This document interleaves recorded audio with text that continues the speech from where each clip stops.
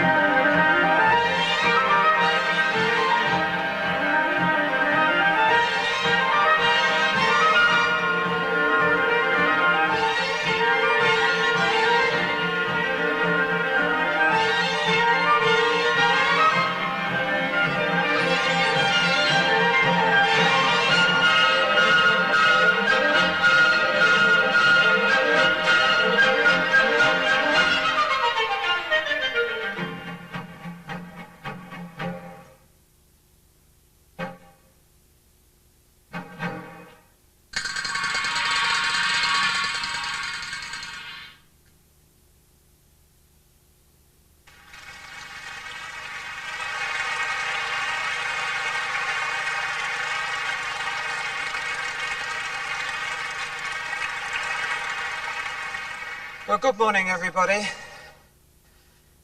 The mind obviously plays a vital part in our day-to-day living, but for a dancer could and should be used to conjure thought-provoking pictures and images that can be taken to the dance floor. In my teaching, I like to paint mental pictures for my pupils, basically to give them a clearer concept to the required characteristics. The dance I will cover today is the Paso Doble. The Paso Doble is a Spanish name and it means two-step. And it's used at the bullfight and at the fiestas. It accompanies the matador into the arena for their duel in the sun. The matador will stand alone with only his cape. We have set the scene. Obviously now we need to make it work. To make these images come to life, I've asked two couples who are quite adept at doing just that. Firstly, I'd like to introduce you to Matthew and Nicole Cutler.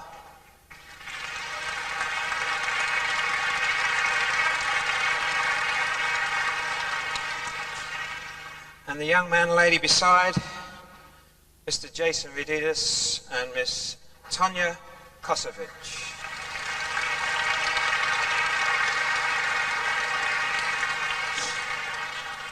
So okay, let's make a start. If you read the notes, to make believe is giving us this clear picture of a vision, and I think in Paso Doble, because it is quite unique in as much that we do have a clearer concept that we can see images. For those who've never been to a bullfight, I have myself, the gory ending is something that is not too nice to see, but the pomp and the ceremony can create, again, these images in the mind. So I'd like, through my little lecture today, to maybe give you a clearer idea of what is expected from you on the dance floor.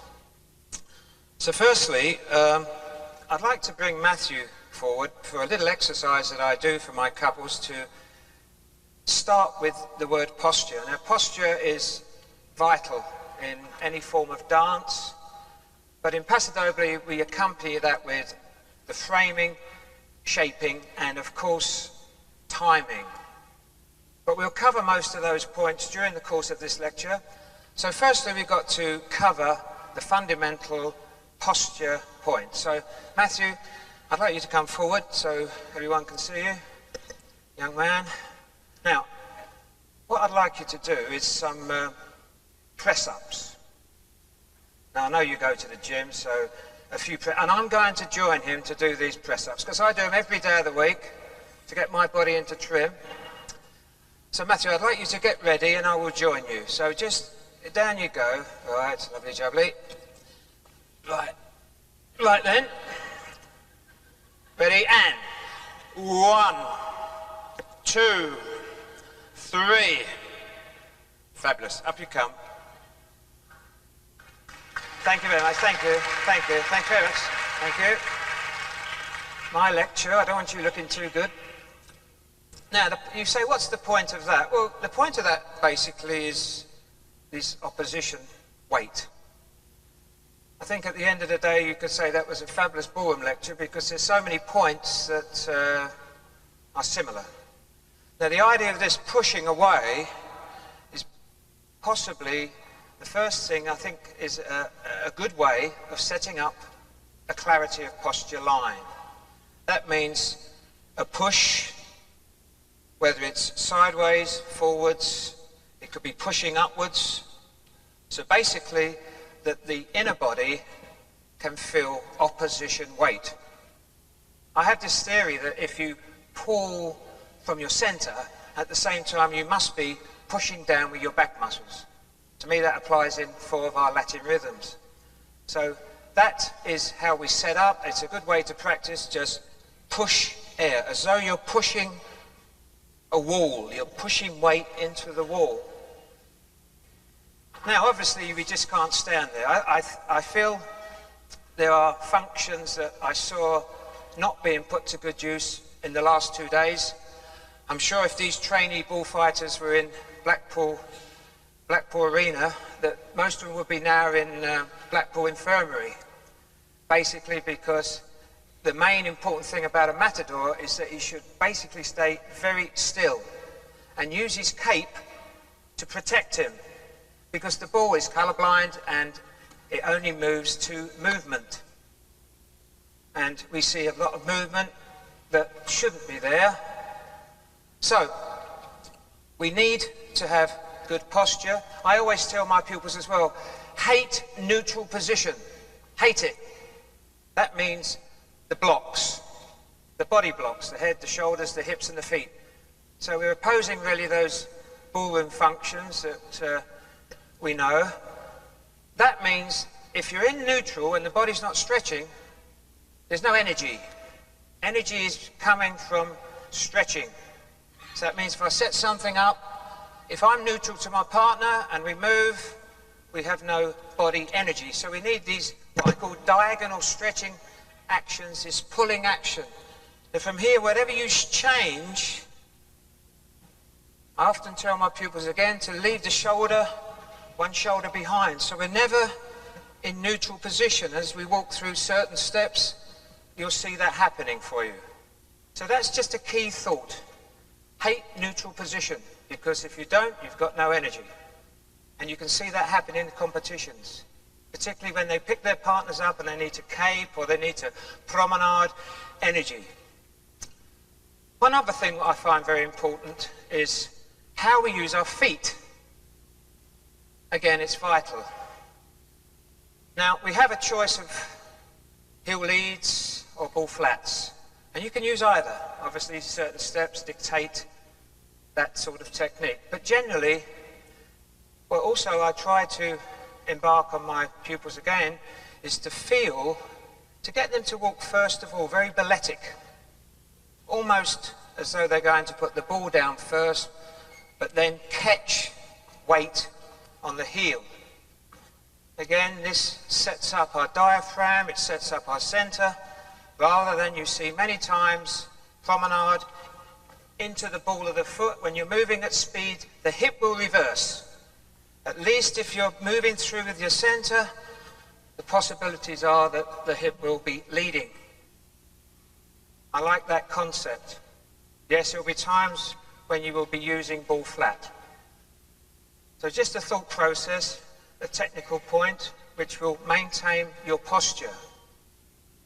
Now what we should do now, I'd like to start involving some of our young couples. I'd like to bring on Matthew and Nicole. No, take that back. Bring on Matthew. Now with his cape, he's going to show you how, and in my studio we have a cape, and we get the men to show how they would cape if they had no partner, or the partner is away, so the cape then becomes the partner. So Matthew, at your own time, a little bit of caping choreography.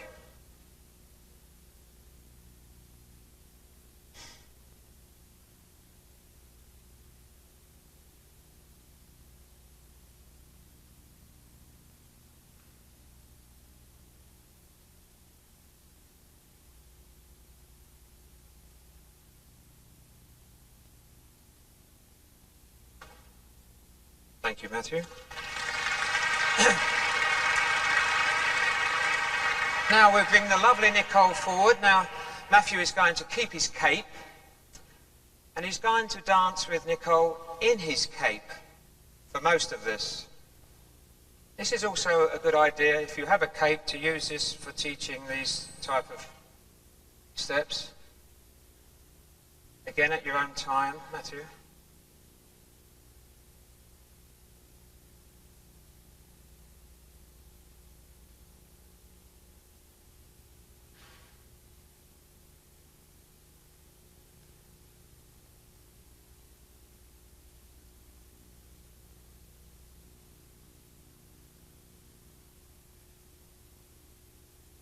Thank you very much.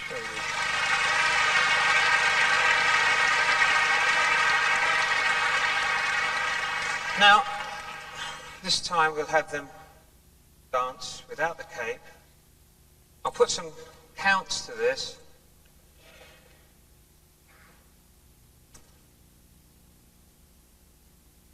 Ready? And 1, 2, 3, 4 and 5, 6, 7, 8 and 1, 2, 3, 4 and 5, 6, 7, 8 and 1, 2 and 3, 4 and 5, 6, 7, 8 and 1, 2 and 3 and 4 and 1. Thank you very much. Now, just before they retire, let's just set this up, and there's a couple of points that I'd like to make to you. The feeling I always have, and it's not chauvinistic in any way at all, I really personally feel that when the lady is around the man, she is definitely the cape. If she's yards away, then she becomes this Spanish lady. But while she's around the man, she has a job to do. She has a role to fill. And that really is to make this man look absolutely wonderful. Now, if she stands up fully in front of him with no angles to her body line, we have this square to square. And you'll generally find the man either blocked or climbing to try to look good and strong. Now, so while the lady is around, if you could just make one press line, something where we have shape. If you just step in, Matthew, just do something and step. And Nicole, just move around him. Could you just turn around him? See, she's trying to make sure always that she's not overpowering. No, she's diddle. I still insist that she should have body line and shape, just to enhance him. He's not having to climb. His weight can now drop down his back. Very good. So let's just quickly go through that little step. And I want you to stop at the end of this first chassis cape, if you would. Okay, set up. Chassis cape. If we stop here. Now remember, the lady is the cape. And we teach the lady to feel that the outer extremity, the head, should feel like it's the extension of that cape. You've seen it already, that the cape must be stretched for the ball to pass. It's no good to have her inside. This is no good. If she's in here, then we have no space. So just to feel that we have this situation where the lady is filling the cape. As she comes past him, we insist that she stays on the inside with her feet and really on the outside. Now this keeps the extension in his back. If she comes on the inside with feet and legs, in goes his frame. Right, Matthew, carry on. Good, so his shoulder weight is down. Good again. and we stop once more. Now, what I insist on is that I like to, and I'm a believer in dancing, we don't have arms. I'd love to write a book that says there is no arms in dancing in hold, or we don't use them to basically move our partners. We're going to move our partners with our center. If he keeps the triangle of his arms in connection to his center, he can turn her as fast as he likes, turn her, so he maintains his posture, not coming over the top, stopping the body. Okay, Matthew, carry on. Okay, again. Good. Okay. Right. Come and stop. This again. Now, this is a new innovation. It's something really that's been around a long time, where the lady double plies. And when I used to dance, we had one straight and one flexed. But then, this balletic way of using this press line, again, enhances what I call this diagonal look through to a man. Okay, carry on. Good. Extension, again, this fabulous back she has. Okay, Matthew. Into our finish. Good. Nicely postured. And finish. Thank you very much indeed. Thank you.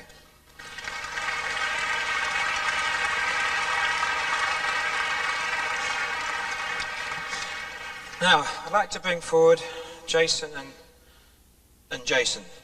Basically, Jason and Jason.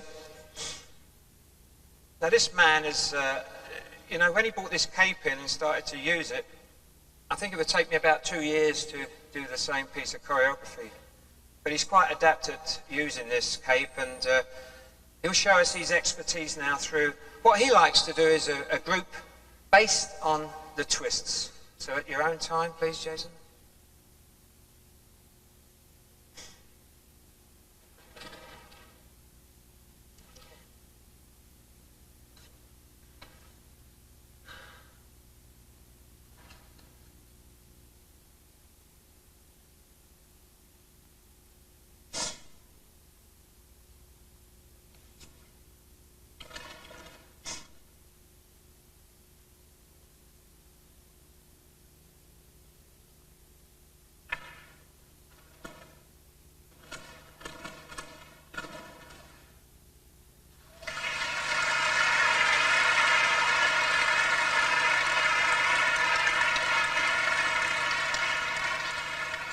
I taught him everything he knows today, really. But, do you know, he made a quote to me that I'd like to read, because I thought it was really apt to the lecture today, because it's on posture and framing.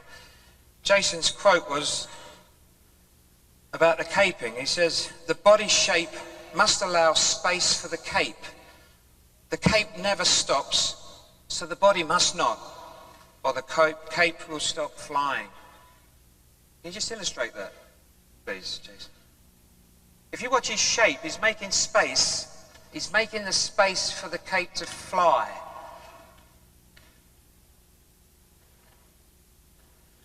And they're fabulous shapes, and you know, you should be using this within your choreographics.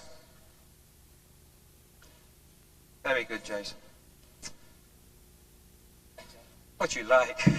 These Australians, huh? Very good. Okay, now, the lovely Tonya, we're going to involve her now. So, Jason, would you like to bring the lovely Tonya? I'll let you a little secret about these two. He said he would help us with the lecture, but when I told him the time, he said he never surfaces until midday. And when I said 10:30, he was thinking twice about doing it. But I'm glad they're here because they're great dancers and great people. So let's just take this group in this time with Tonya. Now I'll count this. Now he takes 8 from this floor jeté to slowly rise, which is very unusual. We used to do that in our day, basically to take a rest. But they don't do it, it's artistic. So I'll count them through. 1, 2, 3, 4, 5, 6, 7, 8, and 1, 2, 3, 4, and 5, and 6, 7, 8, and 1, 2, 3, 4, and 5, 6, 7, 8, and 1, 2, 3, 4 and 5, 6 and 7, 8 and 1, 2, 3 and 4 and 5, 6, 7, 8 and 1.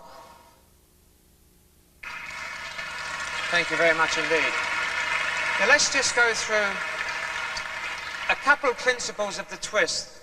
I'll give you an insight. I see this all the time. I spend most of my time teaching twists. Again, we come to neutral position.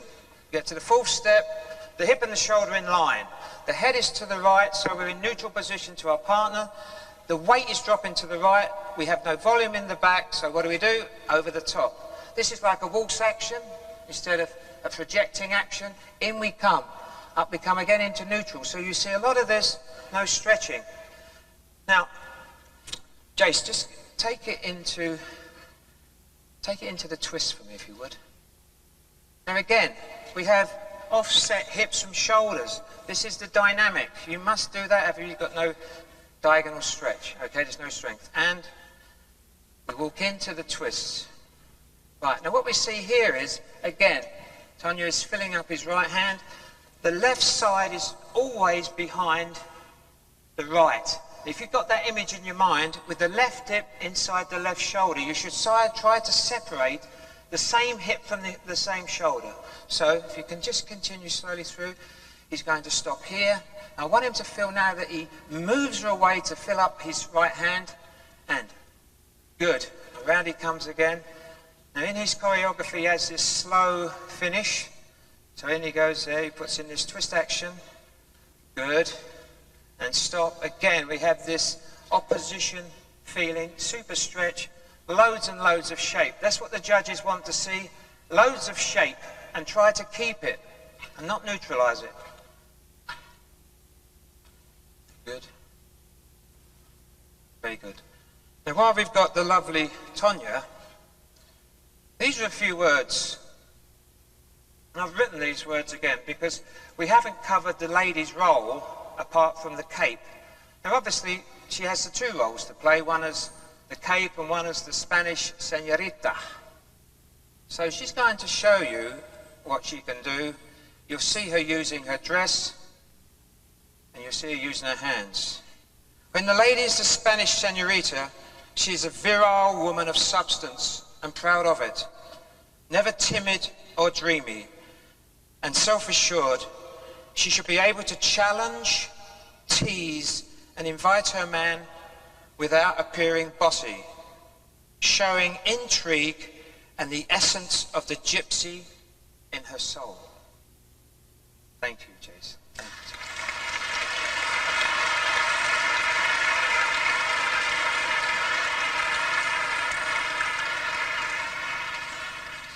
Well, half-hour lecture goes quickly. I'd like to say a few thank yous.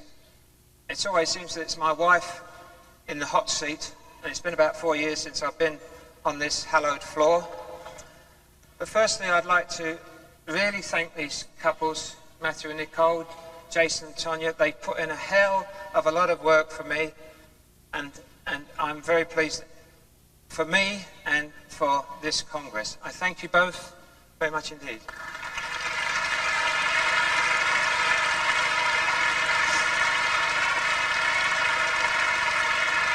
Thank you very much indeed. I'd also like to thank the BDF. I'm on the committee there. Quite a lot of input into this year's Congress, and I thank them for letting me explain my theories on Paso Doble. And lastly, ladies and gentlemen, I'd like to thank you for being such attentive, and really, if you make believe, it could turn into reality. So I'd like to leave you now with just a soup song, just a taste of these couples' capabilities, and you'll see them exploit that on Wednesday night. So if you'd like to take the floor, thank you very much. Fill it out for a couple of minutes. The coffee's not quite ready. Yeah, okay. Okie dokie, let's have that.